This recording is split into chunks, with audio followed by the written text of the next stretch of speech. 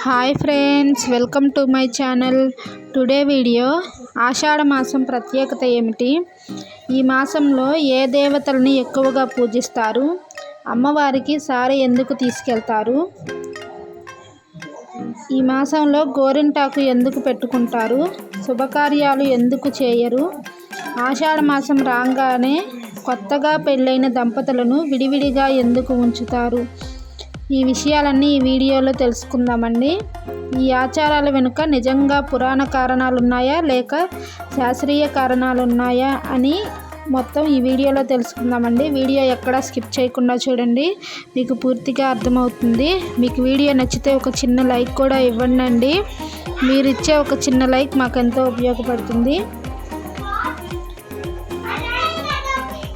ఆషాఢ మాసం అంటే ఏమిటి? హిందూ పంచాంగంలో చైత్రం, వైశాఖం, జ్యేష్టం తర్వాత వచ్చే 4వ నెల ఆషాఢ మాసం. ఈ మాసం సాధారణంగా జూన్, జూలై లేదా జూలై, ఆగస్టు మధ్య వస్తుంది. ఈ కాలంలో వర్షాకాలం ప్రారంభమవుతుంది. ప్రకృతి కొత్త రూపాన్ని సంతరించుకుంటుంది. వ్యవసాయ పనులు మొదలవుతాయి. ఆధ్యాత్మికంగా కూడా ఈ నెలకు ఎంతో ప్రత్యేకమైన స్థానం ఉంది. ఆషాఢ మాసం ఎందుకు పవిత్రమైనది? పురాణాల ప్రకారం ఈ నెలలో దేవతలు యోగనిద్రకు సిద్ధమవుతారని చెబుతారు. ఆషాఢ శుక్ల ఏకాదశిని దేవశయని ఏకాదశి అని పిలుస్తారు. ఆ రోజున శ్రీ మహావిష్ణువు క్షీరసాగరంలో యోగనిద్రలోకి ప్రవేశిస్తారని విశ్వాసం. ఆ రోజు నుంచి చాతుర్మాస్యం ప్రారంభమవుతుంది. ఈ 4 నెలలు సన్యాసులు, ఋషులు ఒకే చోట ఉండి జపం, తపస్సు, వేదాధ్యయనం చేస్తారు. ఈ నెలలో శుభకార్యాలు ఎందుకు చేయరు? చాలా ప్రాంతాల్లో ఆషాఢ మాసంలో వివాహాలు, గృహప్రవేశాలు వంటి శుభకార్యాలను నివారిస్తారు. దీనికి ప్రధాన కారణాలు ఇవి. ఆధ్యాత్మిక కారణం: దేవతలు యోగనిద్రలో ఉంటారని విశ్వాసం. అందువల్ల కొత్త శుభకార్యాలు చేయకుండా ఉంటారు. ప్రకృతి కారణం: వర్షాకాలం మొదలవుతుంది. పూర్వకాలంలో ప్రయాణాలు చాలా కష్టంగా ఉండేవి. వివాహాలకు బంధువులు రావడం కూడా ఇబ్బందిగా ఉండేది. వ్యవసాయ కారణం: రైతులకు ఇదే అత్యంత పనిబారిన సమయం. అందువల్ల వేడుకలకు సమయం ఉండేది కాదు. కొత్తగా పెళ్ళైన దంపతులు విడిగా ఎందుకు ఉంటారు? ఇది చాలామందికి తెలియని ఆసక్తికరమైన ఆచారం. కొత్తగా పెళ్ళైన వధువు ఆషాఢ మాసంలో కొంతకాలం తన పుట్టింటికి వెళ్ళడం అనేది అనేక ప్రాంతాల్లో సంప్రదాయం. దీనికి 3 ప్రధాన కారణాలు ఉన్నాయి. ఆరోగ్య కారణం: వర్షాకాలంలో అంటువ్యాధులు ఎక్కువగా వ్యాపించే అవకాశం ఉండేది. గర్భధారణ జరిగితే తల్లి, బిడ్డ ఆరోగ్య సంరక్షణ అప్పటి పరిస్థితుల్లో కష్టమయ్యేది. కుటుంబ కారణం: కొత్త వాతావరణానికి అలవాటు పడిన వధువు కొంతకాలం తన తల్లిదండ్రులతో గడిపి మానసికంగా ఉల్లాసంగా ఉండేందుకు ఈ ఆచారం ఉపయోగపడేది. సామాజిక కారణం: వ్యవసాయ పనులు ఎక్కువగా ఉండే కాలం కావడంతో 2 కుటుంబాలకు కూడా పనులలో సౌలభ్యం ఉండేది. కాబట్టి ఇది శాపం కాదు, అపశకునం కాదు, కాలానుగుణంగా ఏర్పడిన ఒక సామాజిక సాంప్రదాయం. ఆషాఢ మాసంలో గోరింటాకు ఎందుకు పెట్టుకుంటారు? ఆషాఢంలో మహిళలు గోరింటాకు పెట్టుకోవడం చాలా ఆనందంగా జరుపుకుంటారు. దీనికి కూడా అనేక కారణాలు ఉన్నాయి. సాంప్రదాయం ప్రకారం గోరింటాకు లక్ష్మీదేవికి ప్రీతికరమైనదిగా భావిస్తారు. ఇది సౌభాగ్యానికి ప్రతీక. ఆరోగ్యపరంగా గోరింటాకు శరీరానికి చల్లదనాన్ని ఇస్తుంది. వర్షాకాలంలో చర్మాన్ని రక్షించడంలో కూడా కొంత ఉపయోగపడుతుంది. సామాజికంగా మహిళలు ఒకచోట చేరి బంధాలు, స్నేహాలు మరింత బలపడేవి. ఆషాఢ మాసంలో వచ్చే ముఖ్యమైన పండుగలు: ఈ నెలలో అనేక పర్వదినాలు వస్తాయి. జగన్నాథ రథయాత్ర, గురు పౌర్ణమి, దేవశయని ఏకాదశి, చాతుర్మాస్య ప్రారంభం, బోనాల పండగం, వారాహి నవరాత్రులు. ప్రతి పండుగకు ప్రత్యేకమైన ఆధ్యాత్మిక ప్రాముఖ్యత ఉంది. ఈ నెలలో చేయదగిన పూజలు: ఆషాఢ మాసంలో భక్తులు సాధారణంగా శ్రీ మహావిష్ణువు ఆరాధన, శివాభిషేకం, దుర్గాదేవి పూజ, తులసి పూజ, అన్నదానం, గీతా విష్ణు సహస్రనామ పారాయణం, వారాహి నవరాత్రులు వంటి ఆధ్యాత్మిక కార్యక్రమాలు నిర్వహిస్తారు.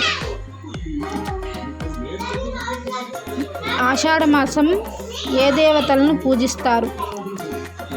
ఆషాఢమాసం హిందూ సంప్రదాయాల్లో ఎంతో పవిత్రమైన నెల. ఈ నెలలో ప్రాంతానుసారం వివిధ దేవతలను ఆరాధించినప్పటికీ శక్తి స్వరూపిణి అమ్మవారికి ప్రత్యేక ప్రాధాన్యం ఉంటుంది. ముఖ్యంగా తెలుగు రాష్ట్రాల్లో శ్రీ మహంకాళి అమ్మవారు, పోచమ్మ, ఎల్లమ్మ, పోలేరమ్మ, గ్రామ దేవతలు, దుర్గాదేవి వంటి శక్తి దేవతల ఆలయాల్లో విశేష పూజలు నిర్వహిస్తారు. తెలంగాణలో ఈ కాలంలో జరిగే బోనాల పండుగ అమ్మవారి ఆరాధనకు ప్రతీకగా ప్రసిద్ధి చెందింది. అదే సమయంలో ఆషాఢ శుక్ల ఏకాదశి నుంచి శ్రీ మహావిష్ణువు యోగనిద్రలోకి ప్రవేశిస్తారనే విశ్వాసం ఉంది. అందువల్ల విష్ణు ఆలయాల్లో కూడా ప్రత్యేక పూజలు జరుగుతాయి. కాబట్టి ఈ నెలలో శక్తి ఆరాధనతో పాటు విష్ణు భక్తికి కూడా విశిష్ట స్థానం ఉంది. అమ్మవారికి సారె ఎందుకు తీసుకువెళ్తారు? తెలుగు ప్రాంతాల్లో సారె అనే పదాన్ని కొన్ని చోట్ల అమ్మవారికి సమర్పించే కొత్త చీర, జాకెట్ ముక్క, పసుపు, కుంకుమ, గాజులు, పూలు, పండ్లు, కొబ్బరికాయ, తాంబూలం వంటి మంగళ ద్రవ్యాల సమాహారం అనే అర్థంలో ఉపయోగిస్తారు. కొన్ని ప్రాంతాల్లో దీన్ని సారం అని కూడా అంటారు.